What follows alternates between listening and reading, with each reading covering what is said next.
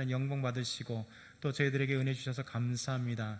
이 시간 하나님의 말씀을 주십시오. 저희들이 하나님 귀를 열겠습니다. 저희 영혼의 문을 열겠습니다. 하나님 말씀을 저희 마음 가운데 주시되 하나님 30배, 60배, 100배의 결실될 수 있도록 하나님 은혜를 허락하여 주옵소서. 이 시간에 온전히 하나님께서 입술을 주장하시고 귀를 열어주시고 아멘으로 고백할 수 있는 저희들의 삶의 말씀이 되게 소망하오니 함께하옵소서. 예수 그리스도의 이름으로 기도드리옵나이다. 아멘. 19세기 찰스 다윈이 1859년 종의 기원과 1871년에 인류의 혈통이라는 책을 출간하게 됩니다. 이 책을 통해서 다윈의 진화론 연구가 세상에 빛을 보게 됐습니다. 그래서 학문 전 영역과 세상의 모든 사회에 커다란 충격을 안겨다 주었습니다. 왜냐하면 그때까지 하나님의 창조에 대해서 누구나 사실로 여겼고 당연히 믿는 말씀이었습니다. 그러나 다윈의 진화론을 통해서 이 우주가 또 지구가 생물이 자연과 동물이 진화를 통해서 탄생했고 진화하고 있고 또 진화를 통해 존재하고 있다라고 그렇게 그가 학문적으로 내놓았기 때문에 세상의 모든 사람들이 발칵 뒤집혀진 겁니다. 사람들은 진화론 때문에 이제 창조에 대해서 하나님의 창조에 대해서 의문을 갖기 시작합니다. 그리고 회의론자들이 넘쳐나기 시작했죠. 이 진화론 때문에 여러 가지 사고들과 사상들과 변화된 것들이 참 많습니다. 그 첫 번째는 과학 문제에 있어서 종교적인 권위주의가 상실되게 된 것이죠. 둘째는 적자 생존과 같은 논리로 때문에 강한 자가 살아남는 이 세속적인 경향이 가속화됐습니다. 세 번째는 인간과 종교, 그러니까 인간과 자연을 종교에서 분리하게 되는 또 멀어지게 되는 그런 사건이 벌어졌습니다. 넷째는 종교는 순수한 신앙의 차원으로 위축되었습니다. 종교란 어떤 사상이나 종교란 과학이나 종교는 이 어떤 것이 아니라 종교만의 믿음 안에 갇혀있는 그런 것으로 위축되었죠. 그래서 사회적인 지도력을 상실하게 되었습니다. 마지막 다섯째는 이 급진 사상가들은 신은 죽었다라고 이야기하면서 공견하게 그렇게 주장을 합니다. 또 인간은 창조주와 특별한 관계가 있는 것이 아니라 자연의 진화 과정 중에 우연히 나타난 종에 지나지 않는다. 이렇게 인간의 모습을 평가절하하게 된 거죠. 그전에는 어땠습니까? 하나님께서 우리를 특별히 창조하시고 이 우주 만물을 창조하실 때 하나님께서 자기 형상과 모양대로 창조된 인간, 그리고 하나님이 자기 영혼을 우리에게 주시고, 그리고 인간을 하나님께서 함께 하시기 위해서, 사랑하시기 위해서 이런 특별한 존재 목적들로 그렇게 보았던 인간을 이제 자연의 한 일부분, 자연뿐만 아니라 이 동물과 생물과 같이 이 생명체 그들과 함께 진화에 의해서 생겨났고, 진화에 의해서 진화됐고, 진화에 의해서 지금도 존재하는 그런 진화된 인간으로 평가절하하게 된 것이죠. 그래서 이런 진화론은 간단한 것이 아닙니다. 진화론은 과학만 있는 것이 아닙니다. 사실 과학에 한정되어 있다면 진화론은 하나의 이론에 불과한 것입니다. 근데 진화론이 과학의 하나의 이론뿐만 아니라 사상계, 모든 문학계, 모든 것들의 진화가 도사리고 있기 때문에 문제가 되는 것이죠. 그래서 19세기 이후에 지금까지도 진화론과 창조는 계속해서 싸움하고 있는 것이죠. 여러분, 저는 창조론이라고 얘기하지 않습니다. 왜냐하면 론은 테오리라고 해서 이론에 불과한 것이죠. 하나님의 창조는 진리고 하나님께서 창조하셨기에 하나님의 창조라고 우리 그리스도인을 부르는 것이 맞습니다. 그러나 진화론은 일반 사회에서도 하나의 이론, 테오리라고 하는 이론입니다. 그래서 수만 가지 진화론 안에서도 대진화론이 있고 소진화론이 있고, 진화론자 안에서도 수만 가지의 진화론 이론이 있습니다. 우주의 이론 안에도 대폭발 이론, 빅뱅 테오리라고 하는 큰 이론도 하나 있지만 수많은 우주 탄생의 이론들이, 서로 다른 이론들이 있습니다. 그렇기 때문에 하나의 이론, 테오리라고 하는 이론에 불과한 것이죠. 변할 수 없는 사실, 우리가 하나님께서 이 우주 만물을 창조하시고 창조하셨다는 이 사실을 우리가 어떻게 알 수 있을까요? 여러분이 어떻게 수많은 진화론의 그 이론 가운데서도 또 어렸을 때부터 믿고 자랐다가 학생 때 도전받았던 이 진화론, 그럼에도 불구하고 우리가 진화론이 아닌 하나님의 창조를 굳게 믿는 이유가 무엇일까요? 그것은 단 한 가지입니다. 이론이 아니라 믿음이라는 것입니다. 하나님께서 우리에게 믿음을 주심으로 하나님이 이 우주 만물을 창조했다는 사실을 알게 되는 것이죠. 여러분, 인간은 오늘 일도 알지 못하는 사람입니다. 우리의 지혜와 지능은 한계가 있습니다. 또 과학에도 한계가 있습니다. 여러분, 한계를 인정하지 않으면 교만한 자가 됩니다. 그러나 한계를 인정할 때 겸손한 자가 됩니다. 한계를 인정하지 않을 때 하나님과 멀어지게 되는 것입니다. 믿음은 하나님께서 세상을 창조하셨다는 것을 믿게 만드시고 또 알게 만드신 거죠. 우리의 한계로 알 수 없었던 하나님의 창조의 세계를 우리는 자연스럽게 믿음을 통하여 믿게 되고 알게 되고 그리고 사람들에게 전하게 되는 것입니다. 우리가 잘 아는 것처럼 히브리서 11장 믿음장에서는 이 사실을 우리에게 너무나 잘 알려주시죠. 히브리서 11장 1절에서 3절 말씀은 이렇게 말씀합니다. 우리 같이 한번 읽어볼까요? 좀 시작. 믿음은 바라는 것들의 실상이요 보이지 않는 것들의 증거니 선진들이 이로써 증거를 얻었느니라. 믿음으로 모든 세계가 하나님의 말씀으로 지어진 줄을 우리가 아나니 보이는 것은 나타난 것으로 말미암아 된 것이 아니니라. 아멘. 여러분, 이 우주가 보이지 않아요. 보이는 것은 나타나는 것으로 되어지지 않았다. 이 우주가 어떻게 알게 되냐? 믿음은 바라는 것들의 실상이다. 우리가 이 컵을 원한다면, 하나님께 기도한다면 이 컵이 생기는 거예요. 믿음은 그런 것입니다. 믿음은 우리가 바라는 것들의 실상, 실체라는 거죠. 보이지 못하는 것들의 증거가 됩니다. 그래서 우리 선진들이 이로써 증거가 됐잖아요. 수많은 믿음의 형제자매들이, 또 특별히 성경에 있는 모든 믿음의 사람들이 하나님 앞에 간구했을 때 태양이 하늘에 머무르게 됩니다. 히스기야를 치유하신다는 이 사실, 하나님이 나타나시기 위해요 하나님께서 해 그림달 15도나 그렇게 머무르게 하십니다. 이것이 무엇일까요? 보이지 못하는 하나님의 능력, 하나님의 권능, 이 우주 만물을 창조하신 하나님의 권능이 삶 속에 보여진다는 겁니다. 믿음은 그렇게 보이지 않는 것들의 증거가 되고 보이는 우리의 믿음으로 말미암아 간구하는 것들의 실상이 되어서 하나님께서 보여주시는 것, 이 믿음으로 말미암아 하나님은 모든 세계가 하나님의 말씀으로 지어진 것을 우리가 안다, 이렇게 말씀하고 계세요. 이것이 진리입니다. 여러분, 믿음은 이렇게 창조된 과거, 우리는 창조됐던 그 과거를 보지 못합니다.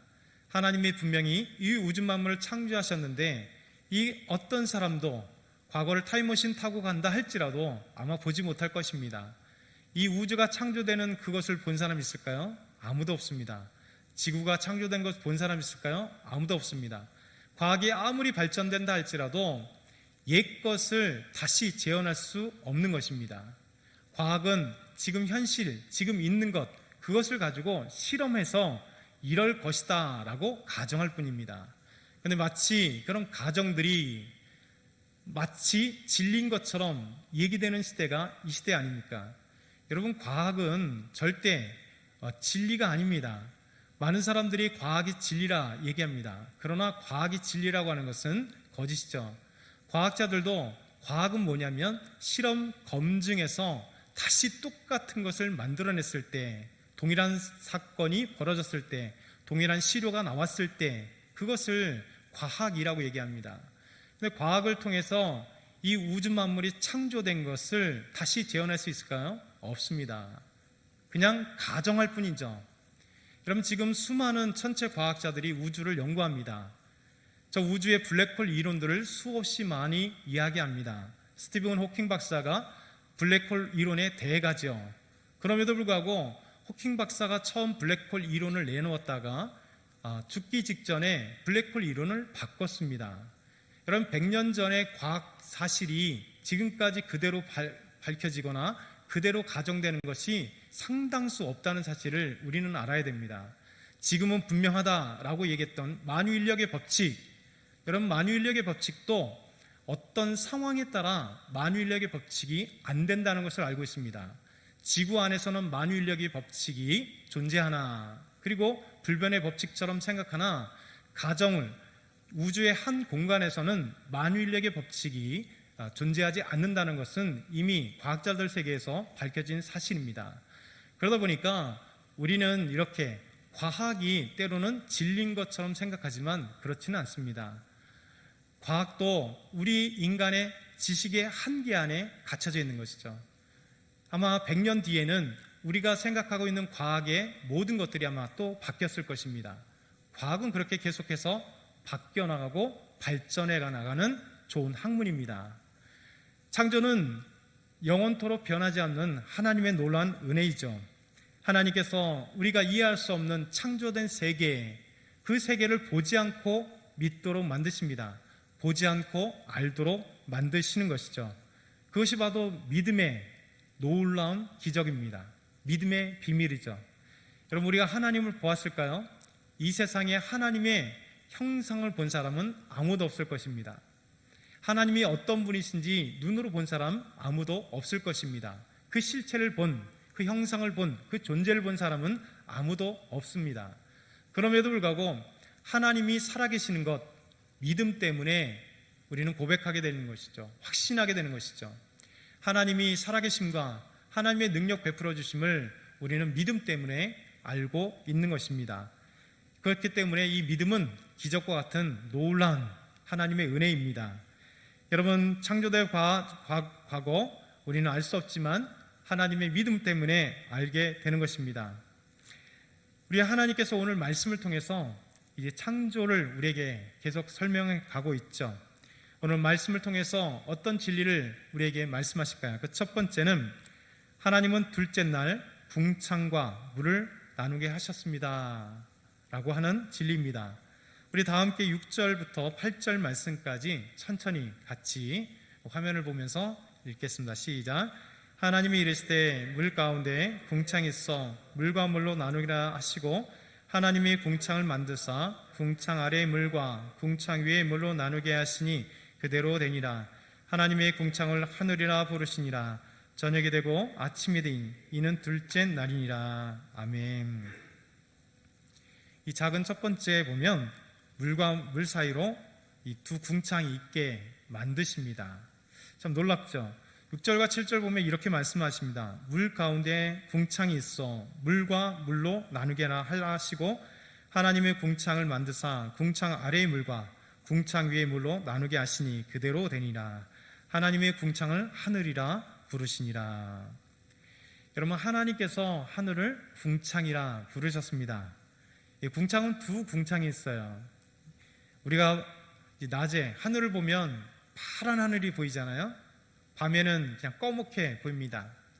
우리가 낮에 파란 하늘을 볼 수 있는 것은 빛 때문에 그런 것입니다. 이 파란 하늘을 우리가 하늘, 스카이라고 부르죠. 또 때로는 대기권이라고 부릅니다. 궁창 두 가지는 우리가 보는 이 대기권, 파란 하늘이 궁창입니다. 아래의 궁창, 그 위의 궁창은 뭐라고 말씀할까요?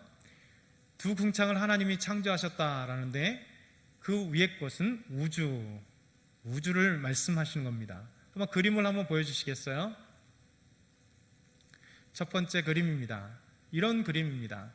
여러분, 지구가 있습니다. 아직 왜 파랗게 저렇게 동그랗게 그려놨는지를 좀 이따 보게 될 겁니다. 하나님이 창조하셨을 때 지구의 모습입니다. 이 지구에는 물이 있습니다. 궁창 아래의 물.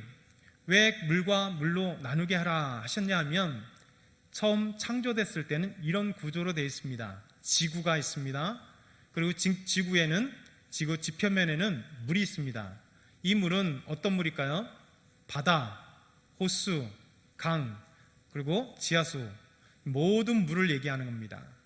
그리고 궁창 위의 물이라, 그래서 궁창 가운데 물과 물로 나뉘라 하는 것은 궁창이 뭘까요? 대기권, 하늘, 우리가 그냥 하늘이라고 보는 하늘, 대기권, 이것을 궁창이라는 것입니다. 그래서 물과 물 사이에 궁창을 두었다라는 것은 지구 표면의 물, 그리고 지구를 둘러싸고 있는 물, 얼마나 되는지는 알 수 없지만 성경에는 이 창조 때 물이 있다. 그래서 궁창 사이에 물과 물로 나누게 하시고 그 이후에는 궁창 위에 또 우주, 이것을 궁창이라고 말씀하시는 것이죠. 여러분, 그림으로 보면 성경이 쉽게 이해되죠? 그렇죠? 아닌가요? 저만 이해되나요? 이해될 것입니다. 이렇게 궁창. 그래서 성경은 우리에게 이렇게 말씀하시는 거죠. 물 가운데 궁창이 있어. 여러분, 물 가운데 하늘이 있다는 걸 깜짝 놀라잖아요. 그냥 생각하면 이해 안 되는 것입니다. 근데 이 그림으로 보면 물 가운데, 물과 물, 근데 그 가운데 하늘 있다고 말씀하신 거죠. 그래서 우리 하나님은 이런 구조로 하나님은 말씀해 주신 것입니다. 정리하면 지구, 물, 그리고 궁창, 그리고 지구를 둘러싼 물, 그리고 우주, 이런 형태로 처음 창조 때는 지구의 모습을 그려지고 있습니다. 작은 두 번째, 현재는 여러분이 보셨던 하늘의 물층, 그러니까 대기권 밖의 물층, 어떻게 생겼는지 모르지만 그 물이 있었을까요?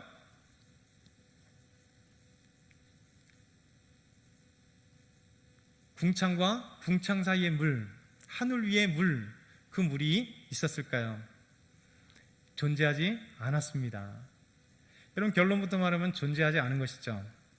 그렇다면 하나님께서 창조하신 이 거대한 물층, 분명히 지구가 있고 궁창이 있고 물층이 있고 우주가 있는데 이 지구를 둘러싸고 있었던 물층은 도대체 언제 어떻게 사라졌을까? 우리는 한번 이렇게 의문해 볼 수 있습니다. 성경을 읽으면서 이것을 의문해 보지 않았다면 한번 자세하게 한번 생각해 보시면 의문거리가 생깁니다. 아니, 갑자기 우리는 하늘을 보면 그런 물이 없는데, 그렇잖아요? 여러분, 인공위성을 쏘아보면 그런 물층이 없는데 도대체 물층은 어디 갔단 말인가? 하나님이 창조하신 창세기의 이 기록이 거짓이란 말인가? 그 뒤에 어떻게 되었다는 말인가? 라고 생각하게 됩니다. 여러분, 성경은 그러나 자세히 보면, 성경 공부를 하게 되면 이 사실은 너무나 쉽게 우리가 이해되고 밝혀집니다. 그것은 바로 노아 홍수 때에 이 물층이 사라졌다는 것을 우리는 알 수 있게 됩니다. 하나님은 노아 때 방주를 만들어 하시고 죄를 심판하셨습니다. 그리고 드디어 홍수를 일으키기 시작하십니다. 여러분, 그렇다면 다시 한번 생각해 봐야 돼요. 이 노아 홍수 때 지구를 뒤덮은 그 물이 어디서 생겼을까? 성경에는 가장 높은 에베레스트 산보다 더 높은, 그렇게 물이 덮였다고 하는데 그 물이 도대체 어디서 생겼을까? 여러분, 그것은 이성적으로 생각해도 여러분 답이 나올 수 없는 문제입니다. 왜냐하면 지구에서 아무리 북극과 남극의 모든 빙하가 녹았다 할지라도 여러분, 지구를 덮을 수 없습니다. 모든 산들을 덮을 수 없는 것이죠. 여러분, 이 문제를 해결하기 위해서는 창세기 7장 11절과 12절의 말씀을 읽으면 그 해답이 우리에게 나타납니다. 우리 한번 같이 읽어볼까요? 준비 시작. 노아가 600세 된 해 둘째 달 곧 그날에 큰 기쁨에 샘들이 터지며 하늘의 창문들이 열려 40주야를 비가 땅에 쏟아졌더라. 아멘. 노아가 600세 되던 해 드디어 홍수가 시작되기 시작합니다.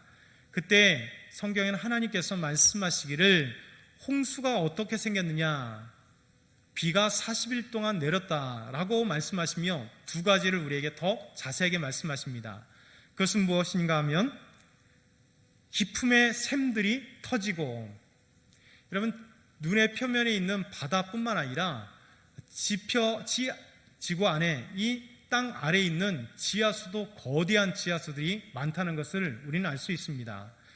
여러분, 노아 홍수 때에 터졌던 그 물 외에도 지금까지 남아있는 지하수가 여러분 지상에 있는 호수보다 더 많다는 사실은 이미 다 알려진 사실입니다.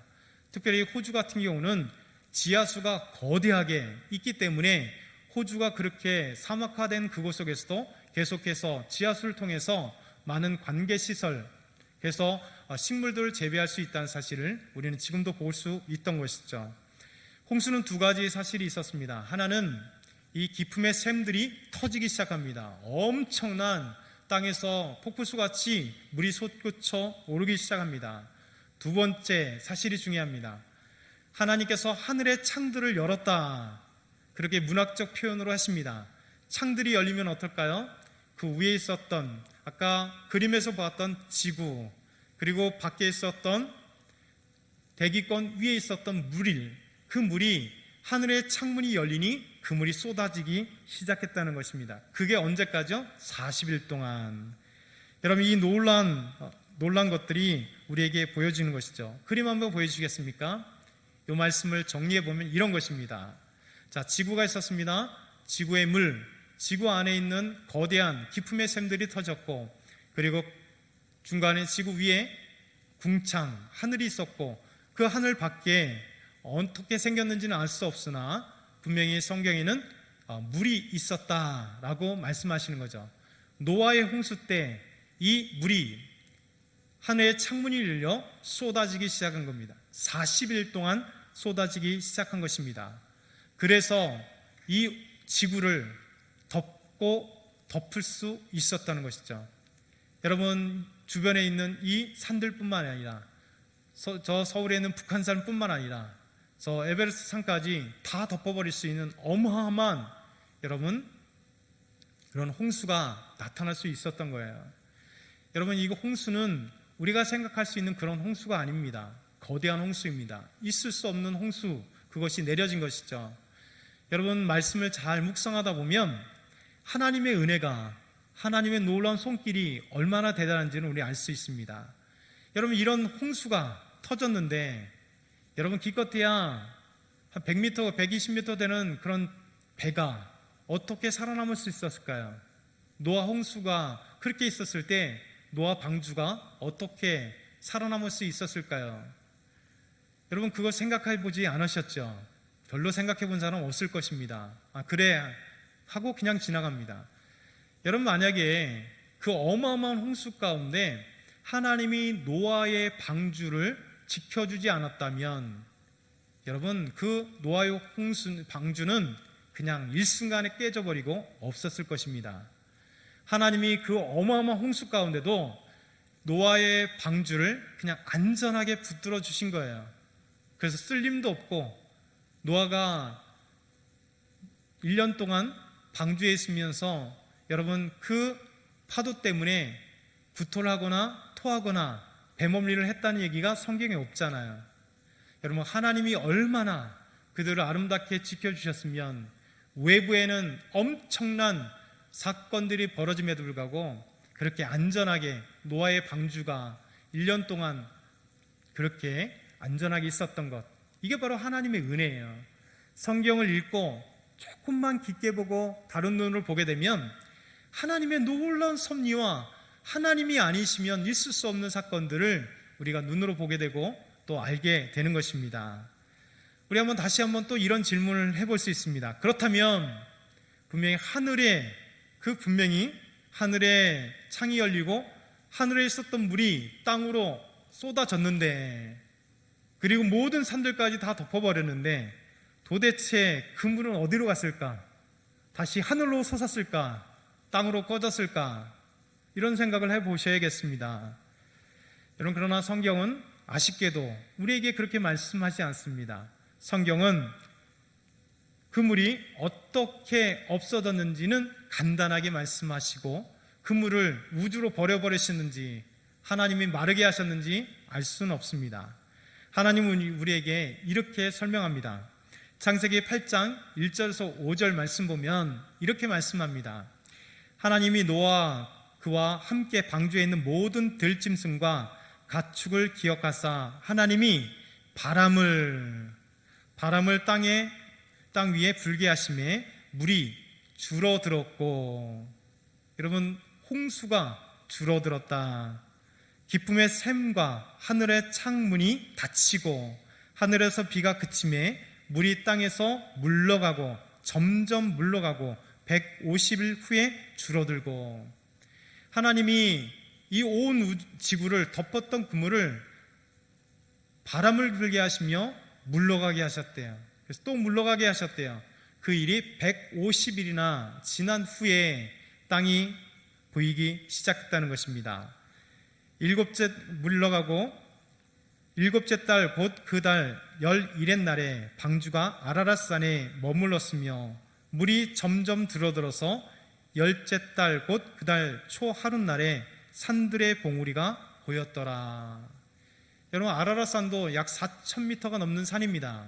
그 산, 그곳에 방주가 이제 드디어 앉게 되었고 150일 지난 후에 계속해서 다시 물이 물러가서 완전한 땅이 보였다라고 성경 우리에게 말씀하고 계십니다.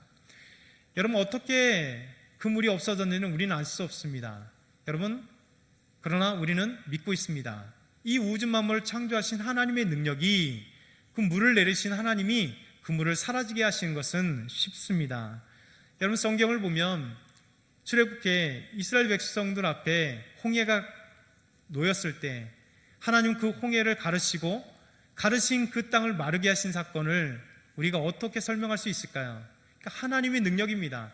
하나님이 하시니까 모세가 그냥 드는 것입니다. 그러면 하나님은 밤새도록 동풍을 불게 하셔서 바다를 가르시고 마르게 하셔서 이스라엘 백성들을 건너가게 하신 거예요. 요단도 마찬가지입니다. 가르게 하시고 마른 땅을 통하여 이스라엘 백성들이 가나안 땅을 들어가게 하시는 것, 이게 바로 하나님의 능력이고 하나님의 권능이십니다. 우리는 할 수 없으나 하나님이 하시니까 이 홍수조차도 마르게 하셔서 물러가게 하셔서 지구상에 지금과 같은 그런 아름다운 물이 있게 만드신 거죠. 오늘 말씀 두 번째는요, 하나님은 셋째 날 식물이 땅에서 자라게 하셨습니다. 그러면서 물과 물을 나누게 하셨습니다.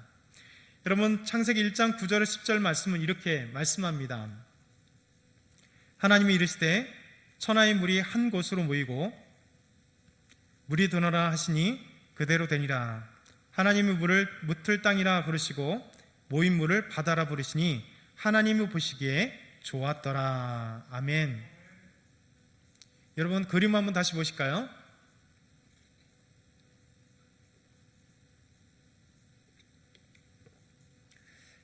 이제 노아 홍수 이후에 보여진 지구의 모습입니다. 지금은 분명히 궁창에 있겠죠. 지구를 중심으로 여러분에게 설명하기 위해서 다시 지구만 보여드리는 거예요. 여러분, 아까는 파란 것으로 제가 지구를 표현했습니다. 오늘 말씀 셋째 날에 하나님이 하신 게 뭐냐면 천하의 물이 한 곳으로 모여라. 그래서 모인 물이, 그리고 그 모인 물을 향하여 하나님은 바다라 그렇게 칭하셨습니다. 그리고 모인 물이 한 곳으로 모이니 무엇이 드러났습니까? 묻이 드러났습니다. 그래서 그 묻을 땅이라 칭하셨다. 하나님은 그렇게 말씀하세요.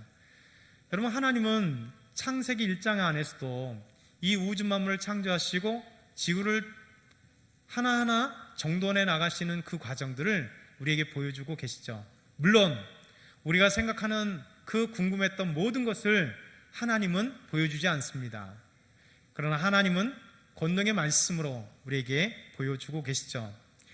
두 번째는 하나님은 물과 또 묻을 이렇게 나누셨다면, 두 번째 종류대로 식물이 땅에서 자라도록 하셨습니다. 우리 11절과 12절 우리 한번 같이 읽어보도록 하겠습니다. 11절과 12절 시작. 하나님이 이르시되 땅은 풀과 씨 맺는 채소와 각기 종류대로 씨 가진 열매 맺는 나무를 내라 하시니 그대로 되어 땅이 풀과 각기 종류대로 씨 맺는 채소와 각기 종류대로 씨 가진 열매 맺는 나무를 내니 하나님이 보시기에 좋았더라. 아멘. 여러분, 바다와 땅이 구분됐잖아요. 하나님은 땅은 풀과 씨 맺는 채소와 각종 종류대로 씨 가진 열매 맺는 나무를 내라 명령하셨습니다. 여러분, 땅에서 식물이 자라도록 하나님 명령하셨습니다. 여러분, 모든 식물의 시작은 땅입니다.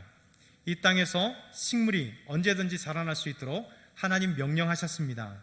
이것이 하나님의 법칙입니다. 하나님의 창조의 법칙입니다. 땅은 모든 식물들이 자라날 수 있는 모든 조건을 가지고 있습니다. 땅이 척박하면 식물은 잘 자랄 수 없습니다. 땅이 옥토, 땅이 비옥하면 식물들이 잘 자랄 수 있도록 하나님이 그렇게 땅의 조건을 만들어 주신 것입니다. 왜냐하면 모든 식물들은 땅에서 자라나도록 하나님이 명령하셨기 때문에 그렇습니다. 그래서 하나님은 땅에서 아름다운 식물들을 자랄 수 있도록 명령하셨습니다. 요즘에 아무리 물로 재배하는 수경 재배 기술이 발전된다 할지라도 제한적입니다. 모든 식물은 땅에서 자라나게 되어 있습니다. 여러분, 땅이 있는 곳에 조건만 되면 식물이 자라나잖아요. 그렇게 자랄 수 있는 이유는 하나님의 창조 법칙 때문에 그런 것입니다. 하나님은 땅에서 풀과 씨 맺는 채소, 각종 씨 가진 열매, 나무들을 자라게 하십니다. 근데 중요한 것은 한 단어구를 또 주의 깊게 보셔야 돼요. 그게 뭐냐면 각종 종류대로, 씨 맺는 각종 종류대로, 채소는 각종 종류대로, 식물은 각종 종물대로 풀들이 그렇게 자라도록 하셨다는 겁니다. 여러분, 식물, 채소, 과일 난 모든 것들이 종류대로 하나님께서 창조하셨습니다. 여러분, 접목을 통해서 요즘에 여러 과일 나무들을 바꿉니다. 때로는 유전자 변형을 통해서 새로운 품종들을 만듭니다. 그러나 이것은 하나님의 창조 법칙은 아닙니다. 하나님께서는 사과나무는 사과나무대로, 배나무는 배나무대로, 콩은 콩대로, 팥은 팥대로, 딸기는 딸기대로, 고추는 고추대로, 처음부터 하나님께서 그 종류대로 창조하셨다는 것이죠. 그래서 각자의 고유한 유전자들을 각 식물들은 다 가지고 있습니다. 그것을 변형시키려고 노력하는 것이 현대의 과학. 여러분, 그 종들을 변형시키는 것, 그것들을 시도하는 것들이 있지만, 그러나 이것은 창조의 법칙은 아닙니다. 하나님은 땅에서 식물들을 내되 각 종류대로 하나님께서 기가 막히게 아름답게 창조하셨다는 것입니다. 그 세 번째는 하나님의 말씀대로 이루어질 때 보시기에 좋다 말씀하시는 거죠. 하나님을 창조해서 계속 등장하는 말씀이 이 말씀입니다. 하나님 보시기에 좋았더라. 여러분, 계속해서 창세기 1장은 말씀하시잖아요. 하나님 보시기에 좋았더라. 여러분, 지난번에도 해본 거지만 비록 마스크 쓰고 계시지만 주위의 분들 한번 보시면서 앞뒤 좌우 보시면 하나님 보시기에 좋았습니다. 네. 우리 권사님들 하나님 보시기에 좋았습니다. 예, 하나님 보시기에 좋았습니다. 너무 아름다운 말이잖아요. 여러분, 하나님 말씀에 좋았다. 하나님의 법칙 중입니다. 여러분, 어떤 것이 좋았습니까? 믿음의 첫 번째 법칙은 하나님의 말씀하신 데니 말씀하신 그대로 되니. 두 번째 믿음의 법칙, 하나님의 보시기에 좋았다. 이것이에요. 여러분이 믿음대로 순종할 때 하나님 보시기에 좋았다. 하나님 칭찬하실 것입니다. 그렇잖아요. 교회만 오면 맨날 싸웠다. 하나님 보시기에 좋아할까요? 아니잖아요. 정말 교회 오면 기뻐서 서로 끌어안고 기도해주고 어땠냐 물어보고 또 여러 가지 찬양대는 찬양대로, 찬양단은 찬양단대로, 또 아침 일찍 오서 우리 안수사님들 이런 소독 다 닦고 얼마나 애쓰고 힘써요. 여러분, 이 모습들을 보면, 순수한 믿음의 모습들을 보면서 하나님 보시기에 좋았다 그러지 않으실까요? 여러분, 성경을 보면 창세기 1장에는 이 믿음의 법칙이 그대로 등장합니다. 여러분, 창세기 1장 6절 7절 보면 물 가운데 궁창이 있어 물과 물로 나누게. 노란 색깔 보세요. 나누라. 하나님 명령하시는 거야. 이런 것들을 명령하시는 겁니다. 물 가운데서 궁창이 있어 물과 물로 나누라 명령하시니 그대로 된 겁니다. 그래서 창조의 말씀, 능력의 말씀, 하나님의 말씀은 창조의 능력이 있습니다. 그래서 하나님이 계획하신 대로 되라 하시면 그대로 되는 것. 그때 천하의 물이 한 곳으로 모이고 물이 드러난, 그래서 그대로 하시니 그대로 되는 것. 그럼 말씀하신, 계획하신 대로 명령하시고 그대로 되는 것. 그 뒤에 보면 창세기 1장 10절에 이렇게 말씀합니다. 같이 한번 읽어볼까요? 시작. 하나님이 묻을 땅이라 부르시고 모인 묻을 바다라 부르시니 곧 다 이루어지니 하나님 보시기에 좋았더라. 여러분, 가로치는 건 성경에 없는 말씀입니다. 하나님이 계획하시고 명령하신데 그대로 되었습니다. 여러분, 그것을 보시고 다 이루어진 대로 하나님 보시기에 좋았다. 이것이 창세기 1장의 참 법칙처럼 계속해서 나타나는 구절들입니다. 우리 창세기 11장 1장 11절도 한번 볼까요? 창세기 1장 11절 같이 읽겠습니다. 시작. 하나님이 이르시되 땅은 풀과 씨 맺는 채소와 각기 종류대로 씨 가진 열매 맺는 나무를 내라 하시니 그대로 되어. 하나님 목적하신 바 명령 그대로 되니라. 또 창세기 1장 12절 같이 한번 읽겠습니다. 시작. 땅이 씨 맺는 채소와 각기 종류대로 씨 가진 열매 맺는 나무를 내니 가로 곧 다 이루어지니 하나님이 보시기에 좋았더라. 계획하신 대로 명령하시고 그대로 되었을 때 하나님이 좋았더라. 보시기에 좋았더라. 이렇게 말씀하시는 거예요. 동성교회 여러분, 모든 우리 성도님들이 또 저에게도 하나님께서 민수야, 내가 널 보이기에 좋았다, 이렇게 말씀하실 이유는 우리가 말씀하신 대로 그대로 순종하여서 하나님 명령하신 대로 그대로 되었을 때 하나님 보시기에 좋았다. 성경은 두 가지 역사입니다. 하나님의 보시기에 좋았던 역사, 하나님의 보시기에 싫었던 역사. 어떤 것일까요? 성경 전체를 보게 되면 딱 한 가지로 구약은 요약될 수 있습니다. 신약도 마찬가지입니다.